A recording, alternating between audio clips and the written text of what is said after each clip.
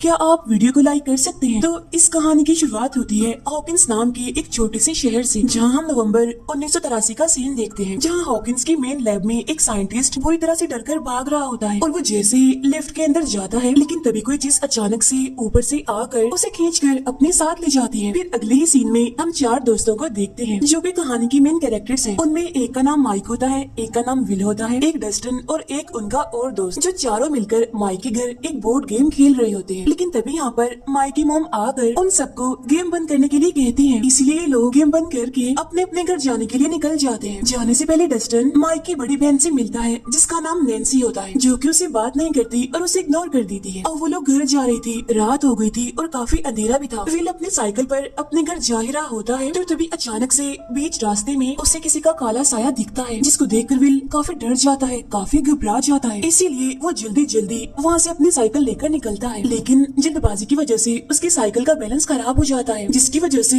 वो नीचे गिर जाता है। तो अब यहाँ पर विल साइकिल को वहीं पर ही छोड़कर अपनी जान बचाने के लिए पैदल ही वहाँ से भागकर एक जगह पर जाकर छुप जाता है, जो कि असल में एक घर होता है। वहाँ रखी हुई एक गन को वो उठाता है और डरते डरते वो उस गन को दरवाजे पर करता है, लेकिन तभी अचानक से विल भी यहाँ से गायब हो जाता है। अगले दिन सुबह हम विल की मॉम और उसके भाई को देखते हैं। विल की मॉम का नाम होता है जॉयस। यहाँ ये दोनों बातें कर रहे होते हैं और इन्हें पता चलता है कि कल रात से ही विल घर वापस नहीं आया। अब उन लोगों को रात में विल के बारे में इसलिए पता नहीं चल पाया क्योंकि असल में इन दोनों की नाइट शिफ्ट होती है। यहाँ विल की मॉम जॉयस फौरन ही माइक के घर पर फोन लगाती है, जहाँ वो उनसे विल के बारे में पूछती है कि क्या कल रात विल आपके घर पर रुका था, जिस पर माइक की मॉम उनको बताती है कि नहीं तो विल तो कल रात यहाँ से चला गया था। तभी सुनते ही जॉयस काफी घबरा जाती है और साथ ही वो अपने बेटे विल के भाई को भी काफी डांटती है कि आखिर क्यों तुमने बगैर बताए नाइट शिफ्ट की। फिर विल का भाई अपनी मॉम को रिलैक्स करता है कि आप फिक्र मत कीजिए, विल बहुत जल्दी मिल जाएगा। अब यहाँ से जॉयस सीधा जाती है पुलिस स्टेशन, जहाँ पर वो विल की मिसिंग रिपोर्ट लिखवाती है। अब यहाँ का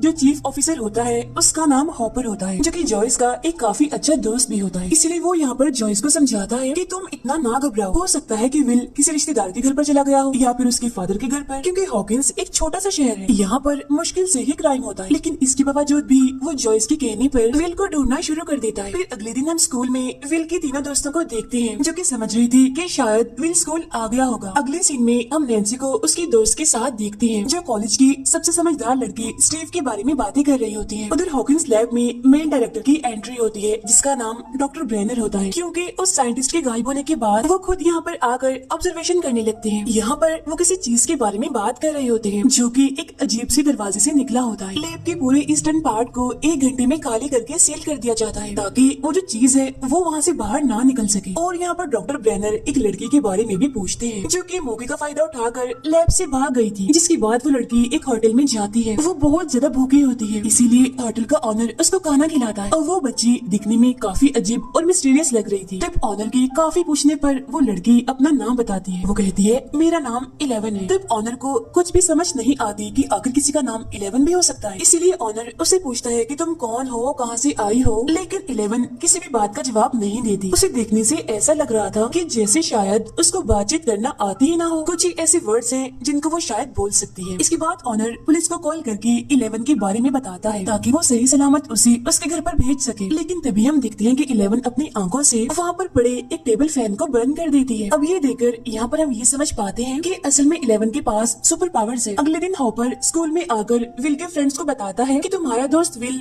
रात से गायब है। इसलिए हॉपर उनसे भी विल के बारे में पूछता है। उधर हॉकिंस लैब के लोग 11 को ढूंढने के लिए उसी होटल में पहुँच जाते हैं। असल में इनको पुलिस ने इन्फॉर्म किया था कि आखिर 11 इस टाइम कहाँ पर है, यानी कि वो उस होटल में है। इसीलिए तो उस लैब के लोग यहाँ पर पहुँच गए थे। लेकिन 11 वहाँ से भागने में कामयाब हो जाती है, जिसके बाद वो लोग होटल के ओनर को मार देते हैं। उधर हॉपर अपनी टीम के साथ विल को ढूंढ रहा होता है, जहाँ उसे विल की साइकिल मिल जाती है। उधर जॉयस भी अपने हस्बैंड से बात कर रही होती है, जिस दौरान हमें ये पता चलता है कि असल में जॉयस के घर के फोन को ट्रैक किया जा रहा है। अब रात को एक सर्च टीम को विल को ढूंढने के लिए भेजा जाता है और विल के तीनों दोस्त भी सबसे छुपकर विल को ढूंढने के लिए चले जाते हैं, जहाँ अचानक से उनके सामने 11 आ जाती है। और हैरानी वाली बात ये होती है कि इसी रात जॉयस के पास एक कॉल आती है, लेकिन फोन पर कुछ भी ठीक से सुनाई नहीं दे रहा था। अजीब सी आवाजों में जॉयस को विल की आवाजें आने लगती हैं, जिससे वो फौरन समझ जाती है कि उसके बेटे विल ने उसको कॉल की है। लेकिन इससे पहले कि वो अपने बेटे विल से बात कर पाती, फोन में कोई इलेक्ट्रिक फॉल्ट होने की वजह से फोन जलकर खराब हो जाता है। अब क्योंकि काफी रात हो गई थी, इसीलिए माइक जंगल से 11 को अपने साथ अपने घर पर ही ले आता है, जिसके बाद वो 11 को अपने रूम में छुपा देता है, जहाँ पर 11 उसे इशारों इशारों से बताती है कि मैं काफी बुरे लोगों से बचकर भाग रही हूँ। अब इसी बातचीत के दौरान माइक की और 11 की दोस्ती होने लगती है और 11 के पास सुपर पावर्स हैं। ये बात भी माइक और उसके दोस्तों को पता चल जाती है। इसके बाद 11 रूम में लगी एक तस्वीर को देखकर विल को पहचान लेती है। वो विल की तस्वीर को देखकर बस इशारा करती है और ज्यादा कुछ नहीं बोल पाती, लेकिन माइक समझ जाता है कि शायद ये जानती है, ये बता सकती है कि आखिर विल कहाँ पर है। जब 11 उनको बताती है कि असल में विल किसी मॉन्स्टर से छुपकर कहीं पर बैठा हुआ है, उधर जॉयस भी हॉपर को उसी फोन कॉल के बारे में बताती है, यानी कि विल की कॉल के बारे में, जिसकी वजह से उनका फोन खराब हो गया। यहाँ पर जॉयस हॉपर को बताती है कि फोन पर किसी जानवर की आवाज आ रही थी और उन आवाजों के बीच में मुझे विल के सांस लेने की आवाजें भी आई, लेकिन हॉपर उसकी बातों को यकीन नहीं करता। उसे ऐसा लगता है कि शायद ये उसके दिमाग का कोई वहम है, इसीलिए उसकी बात को इग्नोर करके विल को ढूंढने के लिए विल के फादर के घर पर जाता है। और जब वहाँ जाकर उसे ये बात पता चलती है कि विल तो यहाँ पर आया ही नहीं, तो तब उसे शक होने लगता है कि कहीं कोई हादसा तो नहीं हो गया, यानी कि विल खतरे में तो नहीं है। उधर हॉकिंस लैब में डॉक्टर ब्रेनर की टीम जॉयस की सभी रिकॉर्डेड फोन कॉल्स को सुन रहे होते हैं। तो यहाँ पर एक बात तो साफ थी कि विल के गुम होने पर इस लैब का और इस टीम का कोई ना कोई हाथ तो जरूर है। और फ्लैशबैक में हमें ये दिखाया जाता है कि असल में 11 के फादर डॉक्टर ब्रेनर ही हैं, जो काफी टाइम से 11 पर कोई एक्सपेरिमेंट कर रहे थे, उस पर कोई टेस्ट करवा रहे थे। रात के टाइम नैन्सी अपनी दोस्त के साथ स्टीव के घर पर जाती है एक पार्टी के लिए, जहाँ नैन्सी की दोस्त बिल्कुल उस साइंटिस्ट की तरह गायब हो जाती है। उधर विल का भाई विल को ढूंढने के लिए जंगल में जाता है और अलग अलग जगहों की पिक्चर्स बनाने लगता है। इसी दौरान वो नैन्सी की और पार्टीज की पिक्चर्स भी बनाने लगता है। उसी रात एक बार फिर से जॉयस के पास विल की कॉल आती है। इस बार विल डरती हुई आवाज में बस मॉम कह पाता है और इस बार भी फोन दोबारा से जलकर खराब हो जाता है। लेकिन तभी पूरे घर में अजीब तरह की चीजें होने लगती है, जैसे कि लाइट्स ऑन ऑफ होने लगती है और भी ऐसी चीजें। विल के रूम में उसका और उसके भाई का फेवरेट सॉन्ग बजने लगता है। अब इस सारी सिचुएशन को देखकर ऐसा लग रहा था कि जैसे विल अपनी मॉम को अपने यहाँ पर होने का एहसास दिला रहा हो, लेकिन तभी अचानक से एक दीवार से कोई चीज बाहर आने की कोशिश करने लगती है। एक काफी बड़ी चीज, जैसे कि कोई मॉन्स्टर, लेकिन उसका फेस नहीं होता और वो इतना डरावना होता है कि उसको देखते ही जॉयस काफी डर जाती है। वो घर से भागकर बाहर आ जाती है और अपनी गाड़ी में आकर बैठ जाती है। फिर कुछ देर के बाद जब वो दोबारा से घर के अंदर जाती है तो दीवार को देखकर ऐसा लग रहा था कि जैसे यहाँ पर कुछ हुआ ही ना हो। अब ये देखकर विल की मॉम जॉयस फौरन समझ जाती है कि जरूर विल के साथ कुछ न कुछ तो अजीब हुआ है और वो अपनी मॉम से यानी कि जॉयस से बात करने की कोशिश कर रहा है। इसीलिए अब जॉयस अकेली ही इस बारे में पता लगवाने लगती है। उधर नैन्सी की दोस्त गायब होकर एक अजीब सी जगह पर आ जाती है, लेकिन तभी कोई अचानक से उस पर हमला कर देता है, जिसको कि हम नहीं देख पाते। अब नैन्सी को भी अपने दोस्त के गायब होने का पता चलता है, लेकिन वो ये बात किसी को भी नहीं बताती। उधर स्टीव जो अपनी पार्टीज वाली पिक्चर्स विल के भाई के कैमरा में देखता है, तो वो उसका कैमरा तोड़ देता है और पार्टीज की सारी पिक्चर्स उससे लेकर फाड़ देता है। तब उन फटे हुए टुकड़ों को नैन्सी इकट्ठा कर लेती है, जिन्हें जोड़ने पर उसे एक मॉन्स्टर अपनी दोस्त जो कि गायब हो चुकी है उसके पीछे खड़ा हुआ दिखता है। और तब इसी बात को पता लगवाने के लिए वो दोबारा से अपनी दोस्त स्टीव के घर पर आती है, जहाँ वो देखती है कि अचानक से वही मॉन्स्टर उसके सामने आके खड़ा हो जाता है। यानी वही मॉन्स्टर जिसने नैन्सी की दोस्त और उस साइंटिस्ट पर हमला किया था। तब ये देखकर नैन्सी किसी तरह अपनी जान बचाकर वहाँ से भाग जाती है। उधर जॉयस लाइट के जरिए किसी तरह अपने बेटे विल से बात करने की कोशिश कर रही होती है, जहाँ बदले में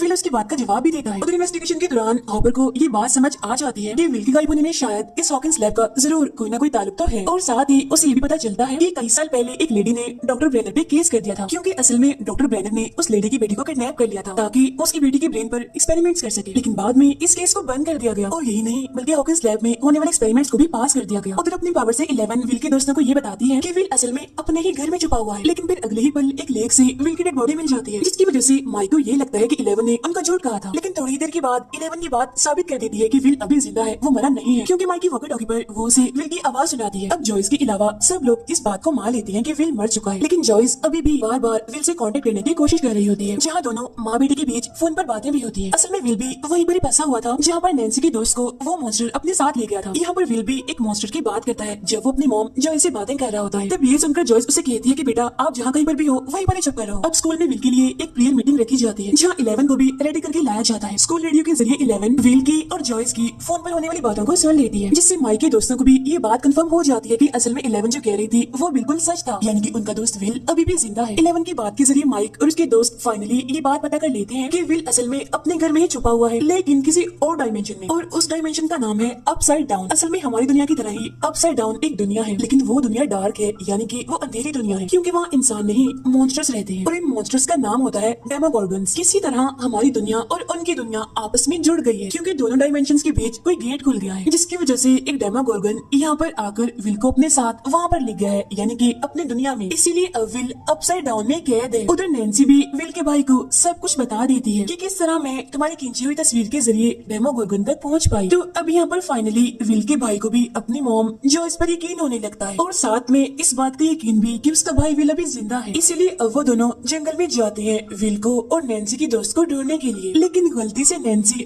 अपसाइड डाउन में पहुंच जाती है, लेकिन किसी तरह विल का भाई उसको बाहर निकाल लेता है। जहाँ इसके बाद वो दोनों नैन्सी के घर पर जाते हैं, जहाँ पर स्टीव उन दोनों को साथ देख लेता है और जेलस होने लगता है। उधर ऑफिसर होपर भी किसी तरह विल की डेड बॉडी तक पहुंच जाता है, जहाँ उसे पता चलता है कि जो बॉडी विल की बताई जा रही है वो असली बॉडी नहीं है, बल्कि वो तो एक नकली बॉडी है। इसी सिलसिले में वो जॉय से भी मिलता है और उसको इस सब के बारे में बताता है कि मुझे लगता है कि जरूर डॉक्टर ब्रेनर का अपसाइड डाउन से जरूर कोई ताल्लुक है। इसके बाद ये दोनों उस लेडी के घर पर जाते हैं, इन्हीं जिसने डॉक्टर ब्रेनर पर केस किया था, जहाँ वो उस लेडी से उसकी बेटी के बारे में पूछते हैं, जिससे उनको ये पता चलता है कि जब वो बच्ची पैदा हुई थी तो तभी से डॉक्टर ब्रेनर ने उसे अपने साथ लैब में रखा, जहाँ ब्रेनर ने उसके दिमाग पर तरह तरह के एक्सपेरिमेंट्स किए, जिसके बाद सबको ये बताया कि वो बच्ची तो पैदा होते ही मर गई और उस लेडी की बेटी कोई और नहीं बल्कि 11 ही है। और विल के दोस्त अपसाइड डाउन डायमेंशन को और समझने के लिए अपने साइंस टीचर की मदद लेते हैं, जहाँ उनके टीचर उनको बताते हैं कि किसी भी डायमेंशन को खोलने के लिए बहुत ज्यादा एनर्जी की जरूरत होती है और ऐसा करते ही टाइम, स्पेस, ग्रेविटी और मैग्नेटिक फील्ड में गड़बड़ आ जाएगी। असल में हॉकिंस लैब की मदद से अपसाइड डाउन के गेट को खोला गया था, जिसके खुलते ही डेमोगोर्गन्स एक्टिवेट हो गए और अब ये बात हॉपर को भी पता चल गई थी। इसीलिए अब वो विल को ढूंढते हुए चुपके से उस हॉकिंस लैब में पहुंच जाता है, जहाँ हॉकिंस लैब में से वो अपसाइड डाउन में जाकर जिंदा वापस लौट कर भी आ जाता है। उधर माइक का दोस्त मैग्नेटिक फील्ड में गड़बड़ को पकड़ लेता है और उस गेट तक जाने का रास्ता भी वो निकाल लेता है, जिसके बाद माइक, डस्टन, उनका दोस्त और 11 विल को ढूंढने के लिए निकल जाते हैं। 11 की मदद से किसी तरह वो उस जगह तक पहुंचने की कोशिश करते हैं, यानी जहाँ पर अपसाइड डाउन का गेट खुलता है, लेकिन बीच रास्ते में ही 11 किसी वजह से डर जाती है, इसीलिए वो उन तीनों को सही रास्ते से हटाकर भटका देती है। असल में उसे ये बात पता चल जाती है कि अपसाइड डाउन में जाने का रास्ता हॉकिंस लैब पर जाकर खत्म होता है और वो अपनी जिंदगी का खतरनाक हिस्सा वहाँ पर जी चुकी थी, इसीलिए जैसा उसके साथ हुआ वही नहीं चाहती थी कि उसके दोस्तों के साथ भी ऐसा हो। इसीलिए अपने दोस्तों को बचाने के लिए उसने उनका रास्ता भटकाया था। और सिर्फ यही नहीं बल्कि हमें यहाँ पर ये भी पता चलता है कि असल में अपसाइड डाउन का गेट किसी और ने नहीं बल्कि 11 ने ही खोला था, लेकिन ऐसा उसने जानबूझकर नहीं किया था, बल्कि डॉक्टर ब्रेनर ने धोखे से उसे ऐसा करवाया था। अब यहाँ पर माइक के दोस्त को लगता है कि 11 धोखेबाज है, इसीलिए माइक और 11 के बीच इस बात को लेकर झगड़ा हो जाता है, जिसकी वजह से वो 11 पर काफी चिल्लाता है और इस वजह से 11 नाराज होकर वहाँ से चली जाती है, जहाँ गुस्से में आकर वो खाना लेने के लिए एक स्टोर में जाती है, जहाँ वो खाना चुरा कर स्टोर के ऑनर के सामने ही अपने सुपर पावर्स का इस्तेमाल करके वहाँ से भाग निकलती है। उधर माइक, डस्टन और उसके दोस्त को भी ये बात समझ आ जाती है कि असल में 11 ने उनकी जान बचाने के लिए ही उनसे झूठ बोला और उनका रास्ता भटकाया, इसीलिए वो लोग दोबारा से एक साथ हो जाते। लेकिन स्टोर में हुए उस इंसिडेंट की न्यूज डॉक्टर ब्रेनर तक पहुंच जाती है, इसीलिए इस बार वो 11 को पकड़ने के लिए अपनी टीम के साथ सीधा माइक के घर आ जाते हैं और इसी वजह से चारों बच्चों को वहाँ से भागना पड़ता है, जहाँ वो लोग बचने के लिए एक बस में आके छुप जाते हैं, जहाँ कुछ ही देर बाद उस बस में हॉपर आकर उन चारों बच्चों को रेस्क्यू करता है और सीधा उनको लेकर जाता है जॉयस के घर पर। अब यहाँ पर जॉयस और हॉपर दोनों ही 11 को देखकर फौरन ही ये बात समझ जाते हैं कि असल में ये बच्ची उसी औरत की बच्ची है, यानी जिसने डॉक्टर ब्रेनर पर केस किया था, जहाँ 11 की मदद से वो ये बात पता लगवा लेते हैं कि विल अपसाइड डाउन में कहाँ पर छुपा हुआ है। उधर जॉयस और हॉपर हॉकिंस लैब में पहुँचते हैं ताकि वहाँ से अपसाइड डाउन में जाकर विल को वापस ला सके, लेकिन इस बार हॉपर पकड़ा जाता है। तब यहाँ पर हॉपर डॉक्टर ब्रेनर के साथ एक डील करता है कि अगर तुमने हम दोनों को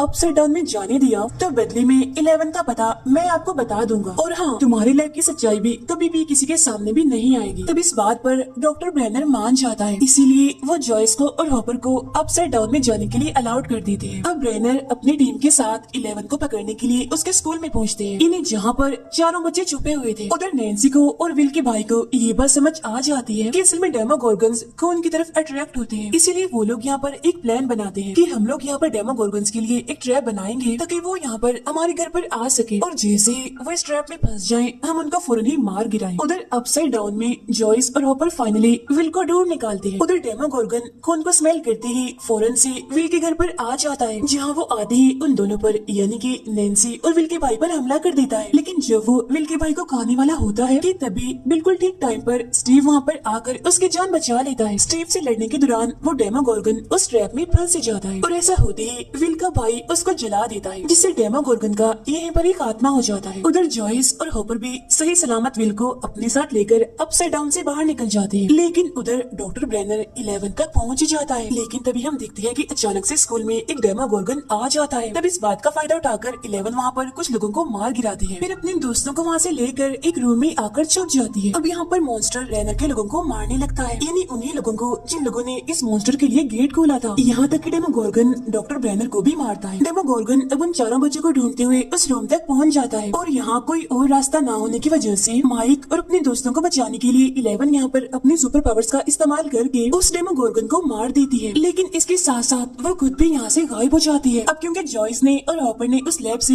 विल को रेस्क्यू कर लिया था, इसीलिए विल को कुछ दिनों के लिए हॉस्पिटल में रखा जाता है, जहाँ कुछ ही दिनों के बाद वो पूरी तरह से ठीक भी हो जाता है। कुछ ही दिन के बाद हम दिखते हैं कि विल वॉमिट करता है, जहाँ उसके मुंह से एक अजीब सा कीड़ा बाहर निकलता है और ऐसा होते ही विल को अपसाइड डाउन का विजन आता है। लेकिन वो ये बात सबसे छुपाता है, किसी को भी नहीं बताता। अगले सीन में हॉपर एक वीरान जगह पर 11 का फेवरेट फूड छुपा कर रखता है, ताकि अगर कभी 11 वापस आए तो हॉपर को ये बात पता चल जाए कि 11 अभी जिंदा है। अब इसी के साथ ही पहला सीजन यहाँ पर खत्म हो जाता है।